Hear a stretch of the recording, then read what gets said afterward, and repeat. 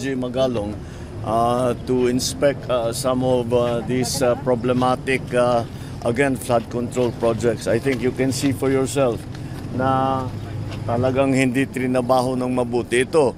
Dahil yung ginawang slope protection supposedly dito ay bumigay kaagad.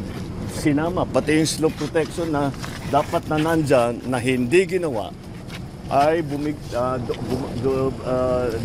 gumuho lahat ito, bumagsak dito, mabigat, nasira yung kalsada.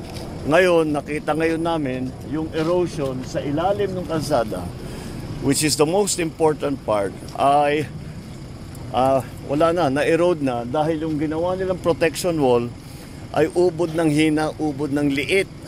At you will see it later. You can see it there sa ilalim ng tunnel, talagang na-erode na dahil yung slope protection dito sa baba sa tabi ng ilog ay napakababa, tangay kagad.